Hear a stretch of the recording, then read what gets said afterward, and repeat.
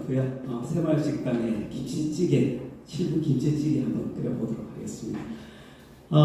신은 씨가 잘 쉬셨습니다. 앞 시간에는 저희가 중장년 네일센터의 네일 패키지 프로그램을 대해서 안내를 해드렸는데 혹시 어떤 것들이 기억이 나실까 잘 모르겠는데 혹시 프로그램 중에 가장 마음에 드는 프로그램이 어떤 프로그램이셨어요? 네일 부스터. 네일 부스터. 네, 네일 부스터를 포함해서 우리 개인의 어떤 경력 개발 서비스, 유형별 어떤 맞춤 서비스들에 대해서도 있으니까 이 프로그램을 잘 활용하셔서 도움되시길 바랍니다. 자, 그러면 이제 두 번째 시간을 시작하도록 하겠는데요. 자, 집중해. 우리 그 구호 한번 하고 시작하겠습니다. 제가 노발, 그러면 여러분은 대발. 자, 노발! 대발! 자, 이번 시간의 주제는 100세까지 산다면입니다. 자, 100세라는 이야기를 하게 되면 이분을 떠올리게 될 것 같습니다. 혹시 이분이 누구신지 혹시 아십니까? 몰라요. 그러신가요? 네. 이분은 지금 기네스북에 가장 오래 사신 분으로 기록되어 있는 프랑스의 칼망이라고 하는 할망이세요. 122세로 돌아가셨는데 현재 사진은 2년 전에 찍었던 사진이라고 해요. 되게 존경하시죠? 자, 그러면 현재 지금 살아계신 분은 몇 살까지 가장 오래 살아계신 분은 몇 살 정도 사실까요? 지금 핸드폰들 많이 쓰고 계신데 한번 검색 한번 해볼까요? 예, 최고령 해서 한번 검색 한번 해보시죠. 네, 30초 정도 시간 좀 드리겠습니다. 먼저 검색하신 분들은 지금 말씀하셔도 돼요. 네, 그렇죠. 네, 지금 논란의 여지가 있는 이런 나이에 대한 것도 좀 있고요. 최고령이라고 검색하니까 우리 나무 수령도 나오고 요즘 그 애완견에 대한 이야기도 좀 나오고 하는 것 같아요. 저는 이분을 일단은 좀 뽑았습니다. 이분도 사실 좀 논란이 있긴 한데 현존 그 기네스북에 올라와 있는 살아계신 최고령이십니다. 올해 3월에 116세 여전히. 근데 이분은 SNS 활동을 되게 많이 하시고 계신다고 하십니다. 자, 왜 이런 얘기를 하냐? 이렇게 100세 이상 분들이 참 많다라는 얘기죠. 그래서 유엔에서는 현재 이렇게 100세 장수 시대의 인류를 더불어서 인간이라고 하는 어떤 호모와 100을 의미하는 헌드레를 붙여서 호모 헌드레드를 하는 100세 장수 신인류를 이야기를 하고 있습니다. 대단하죠. 그러면 우리나라에서는 이 100세가 되면 이런 청년장이라고 하는 지팡이를 나라에서 나눠준다고 하네요. 혹시 주위에 이 청년장 가지고 계신 분들 있으신가요? 네, 맞습니다. 혹시 부모님? 아니요. 부모님 친구분이신데요. 그러세요? 자, 그러면 나도 청년장을 받고 싶다 하시는 분은 고개를 끄덕끄덕. 그러세요? 나는 청년장 안 받을 거야? 도리도리. 그러세요? 자, 그러면 우리 청년장을 한번 나 받고 싶다 하셨던 3-1번 우리 선생님. 저 이렇게 특별한 이유가 있으실까요? 네, 3-1번. 직장에 다닐 때부터 주변에 나라 120까지 산다고 얘기하고 다니고 오래 살고 싶다. 네. 자, 2-4번 선생님께서는 청년장은 안 받고 싶다 이런 얘기를 하셨는데 혹시 어떤 이유가 있으실까요? 네, 맞습니다. 100세 장수 시대는 과학기술과 식생활 개선 등을 통해서 이제 그 꿈은 이루어진 것 같아요. 근데 그 반면에 요즘에 들어서 이런 이 노후라고 하는 부분들, 오래 산다고 하는 것에 대한 어떤 걱정들을 좀 많이들 이야기를 하시는 것 같아요. 앞에서도 이야기를 하셨듯이 어떤 경제적인 어떤 문제라든지 또 홀로 살아야 되는 문제, 등등 여러 가지 문제들이 있는 것 같습니다.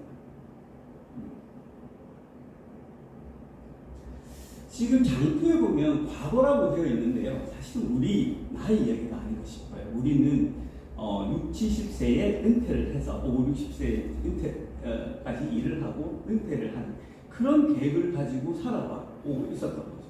그런데 갑자기 100세 시대를 맞이해서 20, 30년간 일을 더 해야 되는 제2의 경제활동이라는 기간이 생기게 된 거죠. 우리는 바로 이 부분 때문에 이 시간을 준비를 해야 하고 바로 그래서 여기에 우리가 지금 와 있는 거죠. 그렇지 않습니까? 그렇죠? 지금 시중에 많은 책들이 이 100세를 준비하고 100세에 관한 내용들이 있습니다. 이런 책들이 지금 시중에 많이들 나와 있기 때문에 여러분들도 읽어보시고 100세를 잘 준비하셨으면 좋겠다. 그런 생각을 하게 됩니다. 자, 여기까지가 첫 번째 내용이고요. 네, 6분 10초입니다. 두 번째 모두 시작해주세요. 자, 이번엔 자리를 옮겨서. 네, 반갑습니다. 중장년의 일과 삶을 이어주는 일을 하고 있는 강사 강병수입니다. 이번 주제는 경력자산에 대해서 이야기를 좀 해보려고 합니다. 경력자산. 혹시 경력자산의 말을 좀 들어보신 분은 운동을 좀 하면서 해보시죠.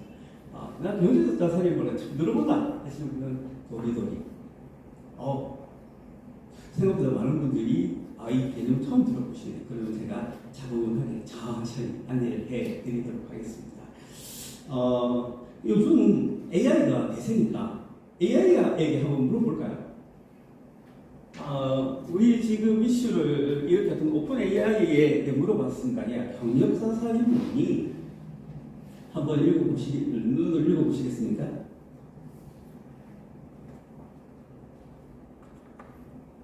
네, 경력자산은 개인이나 조직이 부여한 경력과 관련된 자원과 능력을 말한다라고 정의를 하고 있고요. 개인의 전문성, 기술, 지식, 경험, 네트워크 등을 포함한다. 이런 다양한 것들을 나타난다라고 얘기를 하고 있고요. 또 하나만 보면 또 잘 모르게 하나 더 합니다. 자, 최근에 오픈된 이 바드에게 물었더니 조금 깔끔하게 정리가 되어 있네요.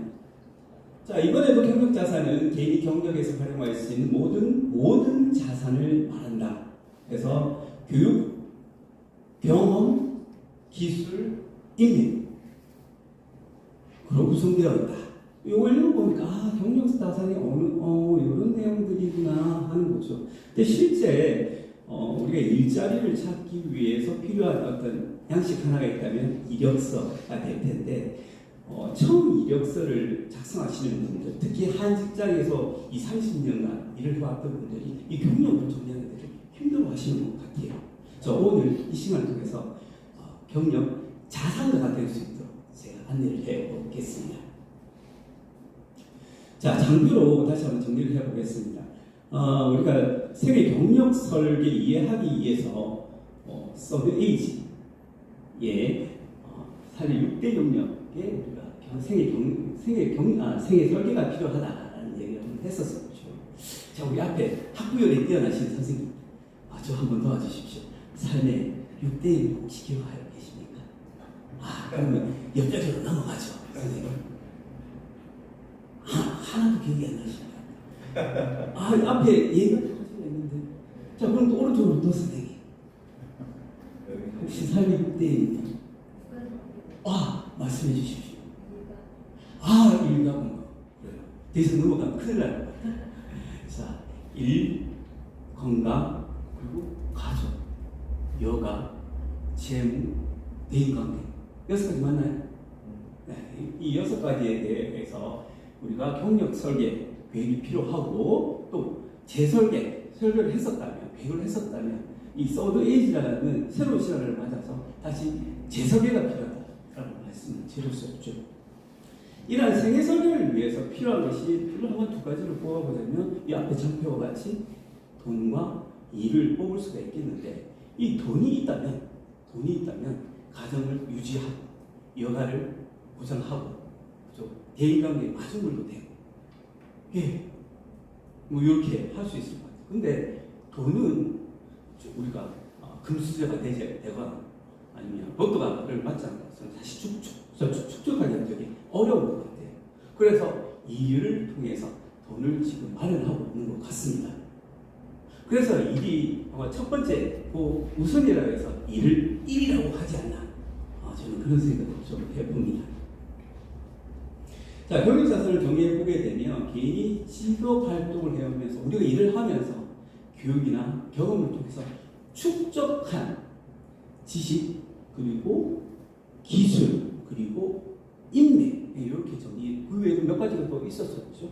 오늘은 지식과 기술을 중점적으로 뒷시간에 우리 경력자산을 찾아보게 할 거고요. 저 인맥이라고 하는 부분은 우리 넬센터에 굉장히 유명한 과정이 있죠. 평판과 네트워킹 과정. 저는 그 과정을 스파이더맨 과정이라고 해요. 거미가 먹이를 찾기 위해서 네트, 거미줄을 뿌리고 거미는 그 위를 걸어 다니면서 먹이를 취하죠.